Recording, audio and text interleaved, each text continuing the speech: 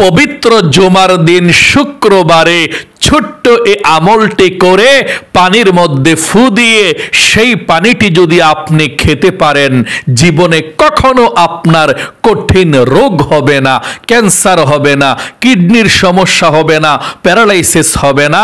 আল্লাহ সব সময় আপনাকে সুস্থ রাখবে এবং এই শরীরের মধ্যে আপনার যত রোগ আছে সমস্ত রোগগুলোকে আল্লাহ রাব্বুল আলামিন ভালো করে দিবে। এবং এই পানি পড়াটা যদি আপনার ঘরের ছেলে মেয়ে, স্বামী, শ্বশুর শাশুড়ি সবাইকে খাওয়াতে পারেন, আল্লাহ সবাইকে সব সময় সুস্থ রাখবে। জীবনে কখনো বড় ধরনের কঠিন রোগ আল্লাহ দিবে না এবং যত রোগ আছে শরীরের মধ্যে সমস্ত রোগগুলোকে আল্লাহ রাব্বুল আলামিন ভালো করে দিবে। আল্লাহু আকবার।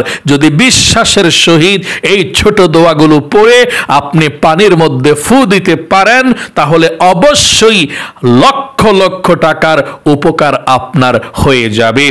এখন চতুর্দিকে মানুষ অসুস্থ হয়ে যায়, হসপিটালের মধ্যে শুধু ভিড় আর ভিড়, সিরিয়াল দিতে হয়। তাই অবশ্যই আপনাদেরকে বলবো, যদি সুস্থ থাকতে চান, যদি বড় বড় রোগ থেকে বেঁচে থাকতে চান, কোরআনি ছোট এই দোয়াগুলো পড়ে ফু দিন।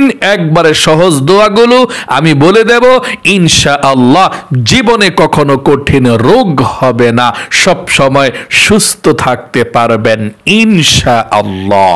প্রিয় দিনী ভাই এবং মহিলা, মা ও বোনেরা, গভীর মনোযোগ সহকারে শুনবেন।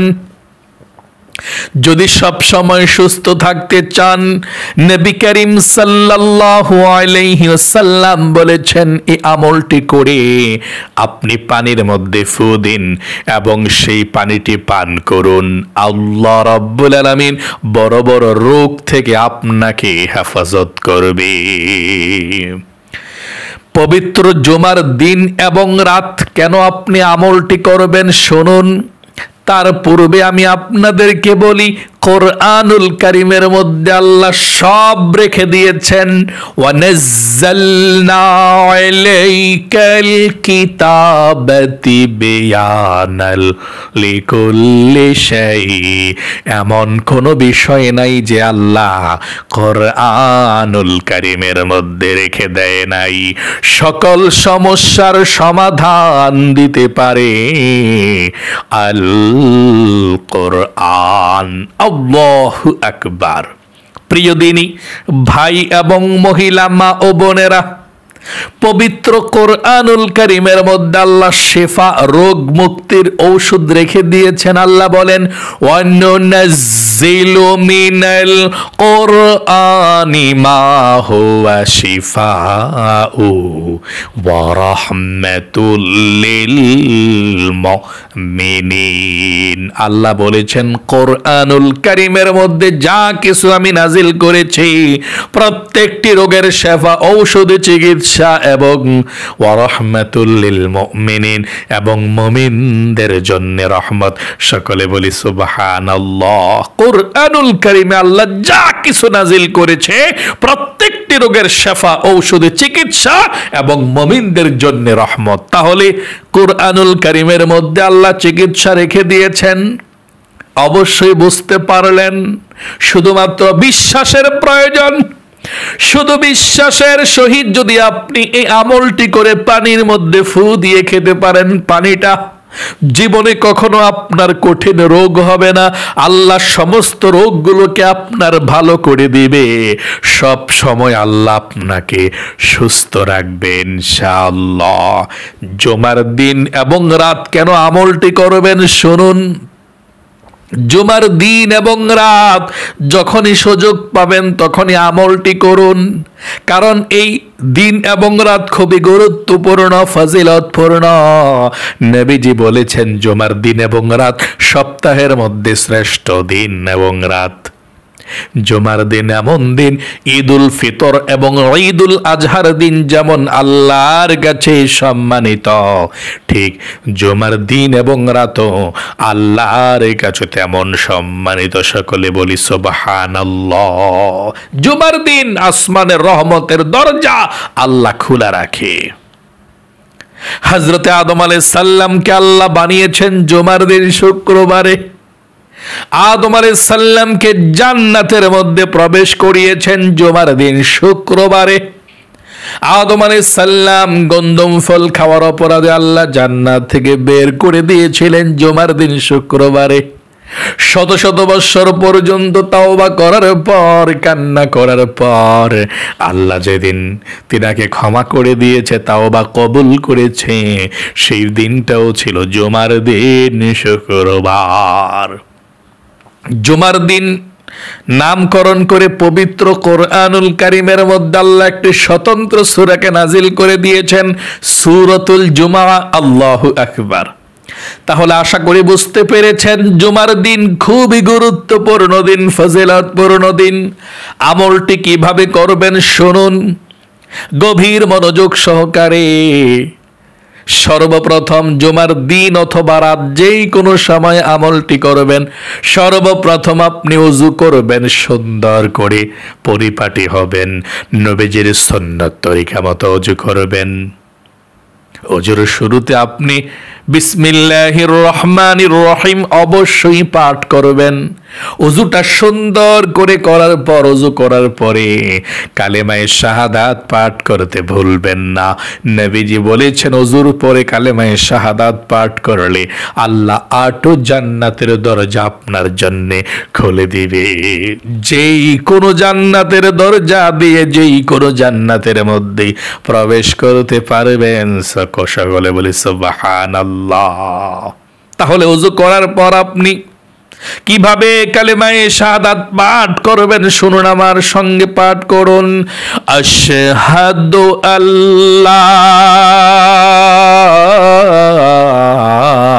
ইলাহা ইল্লাল্লাহ ওয়াহদাহু লা শারীকা লাহু ওয়া আশহাদু আন্না মুহাম্মাদান আবদুহু ওয়া রাসূলুহু। এভাবে আপনি কালেমায়ে শাহাদাত পাঠ করবেন।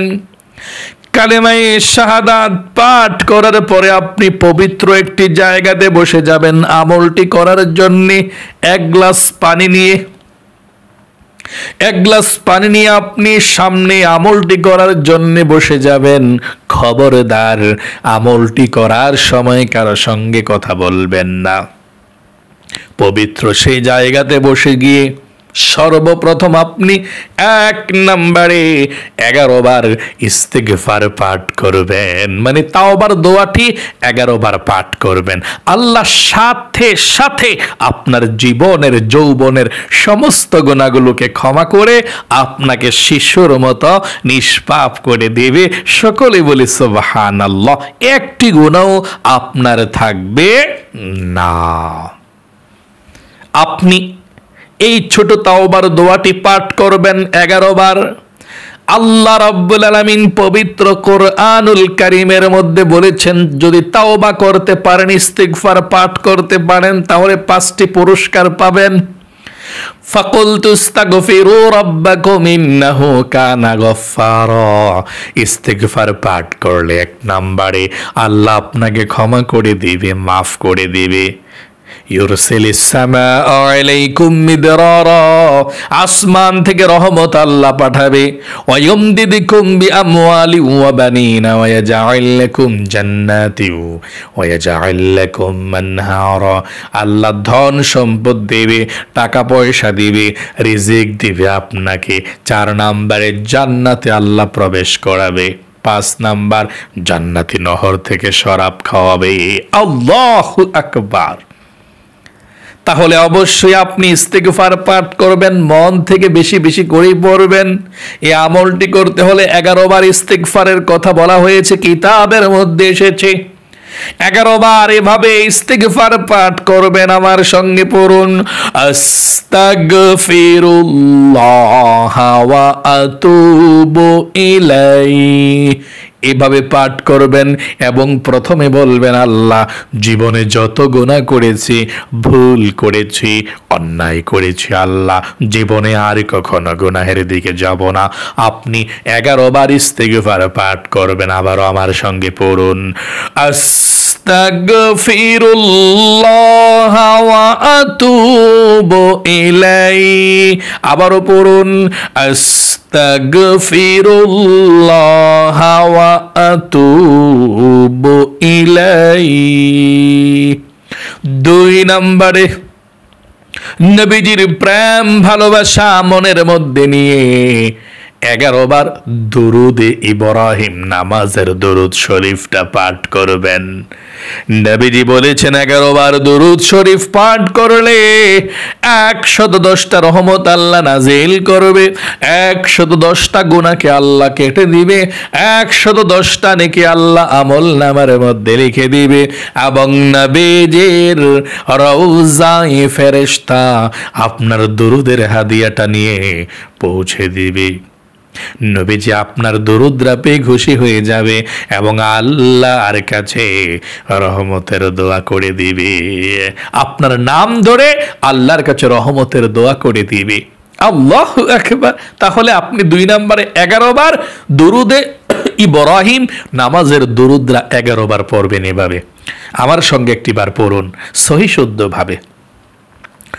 আল্লাহুম্মা সাল্লি আলা মুহাম্মাদিন ওয়া আলা আলি মুহাম্মাদ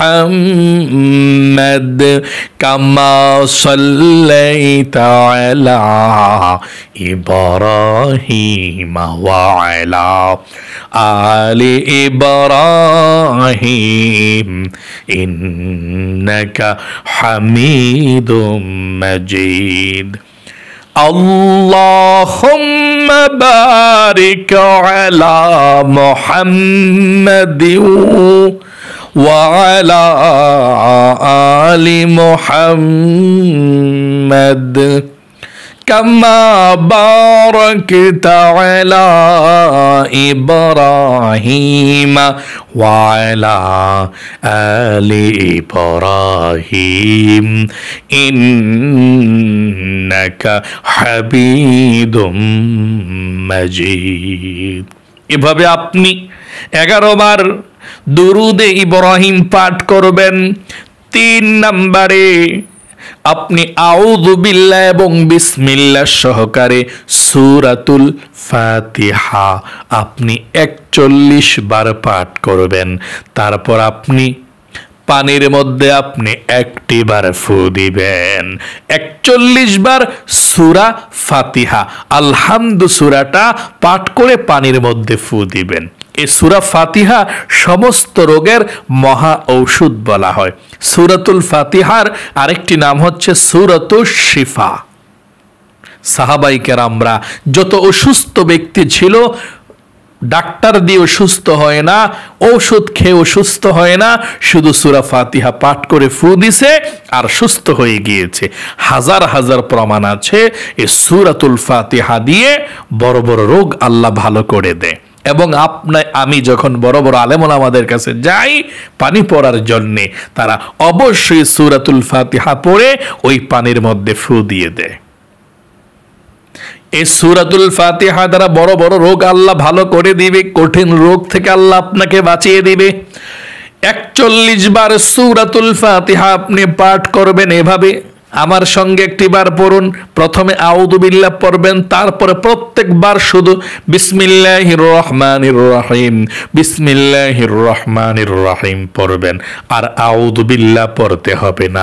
আমার সঙ্গে একটিবার পড়ুন, আউযু বিল্লাহি মিনাশ শাইতানির রাজিম বিসমিল্লাহির রহমানির রহিম আলহামদুলিল্লাহি রাব্বিল আলামিন আর রহমানির রহিম مالك يوم الدين إياك نعبد وإياك نستعين اهدنا الصراط المستقيم صراط الذين أنعمت عليهم غير المغضوب عليهم ولا الضالين آمين। এখন বিসমিল্লাহ পড়ে আপনি আবার সূরা ফাতিহা পাঠ করবেন, আর আউযু বিল্লাহ পড়তে হবে না। এভাবে প্রত্যেকবার শুধু বিসমিল্লাহির রহমানির রহিম পড়ে আপনি গনে গনে 41 বার পড়বেন সূরা ফাতিহা।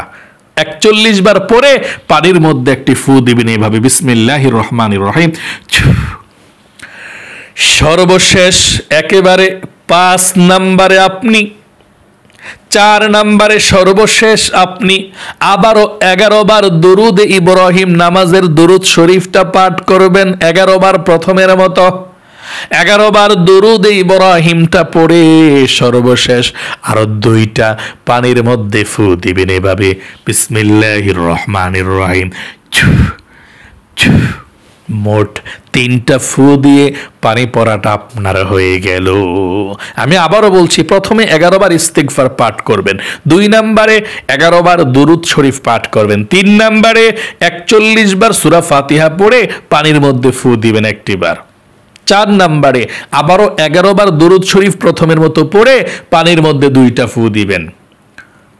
তাহলে কয়টা ফু হলো? 3টা ফু হয়ে গেল। তারপর আপনি আল্লাহ রাব্বুল আলামিনের কাছে মুনাজাত করে বলবেন, আল্লাহ তোমার কোরআনুল কারীমের উসিলায় ও আল্লাহ তুমি আমাদেরকে সব সময় সুস্থ রাখো, কঠিন রোগ দিও না। এই পানি পড়াটা যাতে আমরা খেলে আল্লাহ সুস্থ থাকতে পারি, ও আল্লাহ কঠিন রোগ থেকে আল্লাহ তুমি আমাদেরকে হেফাজতে রাখো এই কোরআনের উসিলায়। এবং আল্লাহর কাছে আপনি জীবনের সমস্ত গুনাহগুলো ক্ষমা চাইবেন, মাপ চাইবেন। যারা দুনিয়া থেকে বিদায় নিয়ে চলে গিয়েছে তাদের জন্য দোয়া করবেন, মা বাবা দাদা দাদি এবং অভাব অনটনের মধ্যে আছেন, রিজিকের জন্য আল্লাহর কাছে দোয়া করবেন যে আল্লাহ তুমি রিজিকের বরকত দাও, অভাবকে দূর করে দাও, বিপদ আপদ দূর করো। মোট কথা আপনি আল্লাহর কাছে আপনার মনের মতো করে আপনি চাইবেন যা চাওয়ার। সব কিছু বলার পরে বলবেন, আল্লাহ নবীজির উসিলায় দোয়াকে কবুল করো, আমিন বিরহমাতিকা ইয়া আরহামার রাহিমিন। এভাবে আপনি পানি পড়াটা পড়িয়ে মুনাজাত করবেন। এখন এই পানিটা আপনি শুক্রবারে দিনে বা রাতে এর মধ্যে আপনি খেয়ে ফেলবেন, এবং প্রতি শুক্রবারে নতুন নতুন করে যদি আপনি খেতে চান নতুন করে পড়াতে হবে। আপনি না খেতে পারলে সমস্যা নেই, না খাইলে একবার খেলেন, অন্যবার না খাইলেও সমস্যা নেই, একবার খেলেও আপনি উপকৃত হবেন ইনশাআল্লাহ। এই পানিটা কিভাবে খাবেন? আপনি 5টি সুন্নত মেনে পানিটা খাবেন। পানিটা যদি কমে যায় খেতে খেতে আরেকটু পানি এর সঙ্গে মিশিয়ে নেবেন, ভালো পানি। তারপর আপনি পানিটা যে খাবেন, আপনি অথবা আপনার ছেলে সন্তান বা স্বামী অথবা শাশুড়ি শ্বশুর, আপনারা পানিটা সর্বপ্রথম বসতে হবে। পানিটা খেতে হলে পানিটা বসে খেতে হবে। 2 নম্বরে পানিটা সর্বপ্রথম দেখে খেতে হবে, এটা সুন্নাত 2 নম্বর। 3 নম্বর পানি খাওয়ার শুরুতে বিসমিল্লাহির রহমানির রহিম পাঠ করতে হবে। 4 নম্বর পানিটা কমপক্ষে 3 শ্বাসে খেতে হবে। 3 শ্বাস খাবেন, 3টা ঢোকা কি 3টা শ্বাসে খেবেন। 5 নম্বর পানিটা খেয়ে আপনি সর্বশেষ শুকরিয়া আদায় করতে হবে, আলহামদুলিল্লাহ। এই 5টা সুন্নত মেনে আপনি পানিটা খাবেন, আপনার ছেলে মেয়েদেরকে ঘরের সবাইকে খাওয়াবেন ইনশাআল্লাহ। আল্লাহ সব সময় আপনাকে সুস্থ রাখবে। প্রতি শুক্রবার এই আমলটি করে সবাইকে পানিটা পান করাবেন ইনশাআল্লাহ। আপনিও খাবেন, মাঝে মধ্যে মিস গেলে সমস্যা নেই। আল্লাহ আপনাকে ভালো রাখুক, সব সময় সুস্থ রাখুক, বিপদ আপদগুলো দূর করে দেখ। সকলে কমেন্ট বক্সের মধ্যে লিখবেন আমিন এবং ভিডিওতে একটি লাইক দিবেন। যারা কমেন্ট বক্সের মধ্যে আমিন লিখেছেন, ভিডিওতে একটি লাইক দিয়েছেন, আল্লাহ তাদেরকে তুমি ভালো রাখো, সুস্থ রাখো, জীবন একবার মক্কা মদিনায় নিও, আমিন। আজ এ পর্যন্তই, আবারও অন্য কোনো ভিডিওতে দেখা হবে ইনশাআল্লাহ। সেই পর্যন্ত আপনাদের সকলের সুস্বাস্থ্য আল্লাহর কাছে কামনা করে আজ এখানে বিদায় নিচ্ছি। আসসালামু আলাইকুম ওয়া রাহমাতুল্লাহি ওয়া বারাকাতুহু।